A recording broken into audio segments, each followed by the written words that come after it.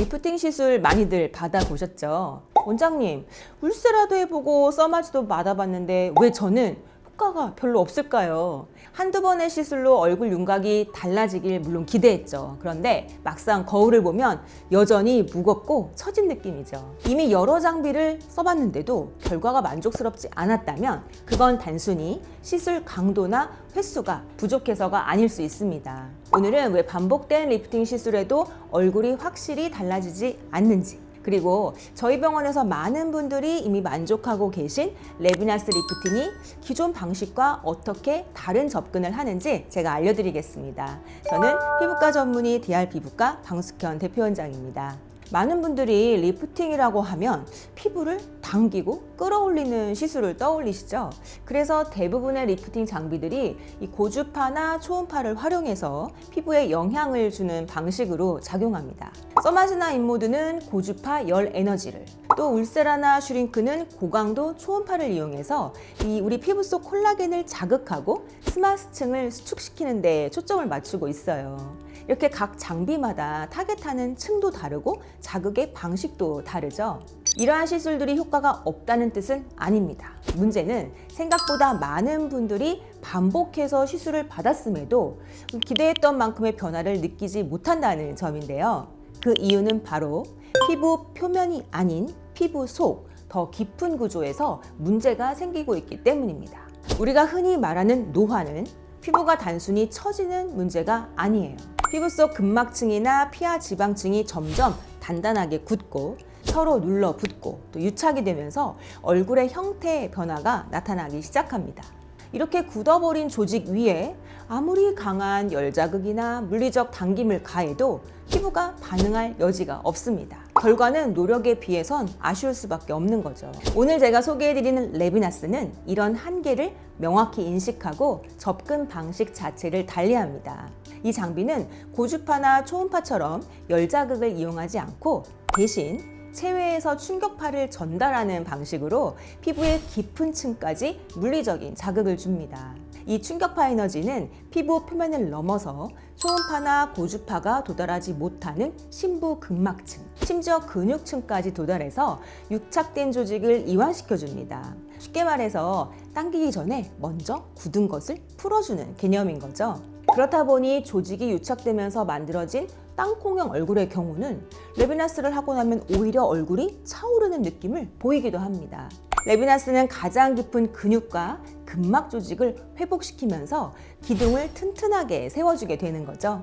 지방층의 섬유화된 조직과 노화된 세포, 노폐물이 누적되면 셀룰라이트가 만들어지는데 이 지방층의 미세순환을 도와서 조직을 부드럽게 해주고 노폐물을 배출시켜줌으로써 복원시킵니다. 그리고 그 위에 있는 피부에도 마찬가지로 노화된 세포, 염증이 쌓여있고 노화로 인해 유착이 되거나 흉살처럼 딱딱해진 부분도 함께 있는데요. 충격파를 이용해서 진피 환경을 깨끗하게 만들고 뭉친 조직을 풀어줌으로써 복원시킵니다. 즉, 레비나스는 피부의 근간인 심부 근막까지 깊게 에너지를 전달해서 진피 환경, 지방층의 순환, 또 근육 근막의 탄성, 섬유와 유착을 한 번의 치료로 모두 회복시킴으로써 탄탄해진 피부층을 통해 리프팅 효과의 지속 기간을 증대시킵니다. 레비나스를 받으신 많은 분들이 시술 후에 공통적으로 하시는 말씀이 있어요. 시원하다, 경락 마사지 받은 것 같아요. 하지만 그 안에서 실제로 일어나는 변화는 훨씬 더 근본적입니다. 단순한 느낌뿐만이 아니고요. 실제로 림프순환과 혈액순환이 촉진되면서 부종이 빠지고 또 안색도 맑아지고 얼굴의 윤곽선이 자연스럽게 정돈되는 과정을 겪게 되거든요.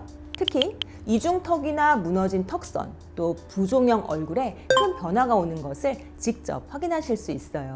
레비나스 리프팅의 효과적인 유형은 첫 번째, 기존 리프팅 치료의 효과를 못 보신 분들. 이런 경우 대부분 피부가 두껍거나 단단한 경우가 많습니다. 두 번째, 이전에 안면 거상이나 실리프팅 등으로 이렇게 피부 속 조직이 유착되고 달라붙어 있는 경우가 효과적일 수 있습니다. 세 번째, 예민한 피부 또는 홍조나 기미가 있어서 열 자극이 되는 리프팅 시술을 받기 어려운 분들에게 좋습니다. 레비나스의 또 다른 강점은 바로 다른 리프팅 시술과의 병해 효과입니다. 피부 속 유착을 먼저 풀어주고 난 다음에 써마지, 울세라, 실리프팅 등의 리프팅 시술을 진행하면 이러한 치료들이 피부 속에서 훨씬 더 잘 작용하게 되거든요. 결과적으로 같은 시술을 해도 효과는 더 크고 지속력도 더 오래 갑니다. 이것이 우리가 레비나스를 리프팅 전 필수 준비 시술이라고 부르는 이유입니다. 레비나스의 또 다른 매력은 통증이 적다는 것입니다. 시술 자체가 편안한데요. 통증은 적고 마취 없이도 충분히 받을 수 있을 정도로 자극이 낮습니다. 또한 시술 직후에 메이크업과 외출도 가능할 만큼 다운타임이 없어서 일상생활에 지장을 주지 않습니다. 더군다나 시술 후에 붓는 것이 아니라 붓기가 빠지기 때문에 실제로 방송 일정, 결혼식, 프로필 촬영 등을 앞둔 분들께서 직전 관리로 많이 선택하시고 시술의 만족도가 상당히 높은 시술 중 하나입니다. 여기에 추가로 말씀드리자면 레비나스는 리프팅 사실 이외에도 다양한 효과를 기대할 수 있는데요. 림프순환이 원활해지면서 얼굴의 붓기나 칙칙한 안색이 개선이 되고 혈류가 좋아지기 때문에 피부 결이 정돈되는 데에도 도움을 줍니다. 여드름 흉터나 켈로이드와 같은 섬유화 조직이 있는 경우에는 레이저 치료나 필러 시술 전에 병행해주게 되면 흉터 개선에도 더 좋은 반응을 보일 수 있고요. 또 안면의 비대칭이나 입꼬리 비대칭처럼 이 근육의 긴장이나 좌우 불균형에서 오는 문제에도 효과가 나타날 수 있습니다.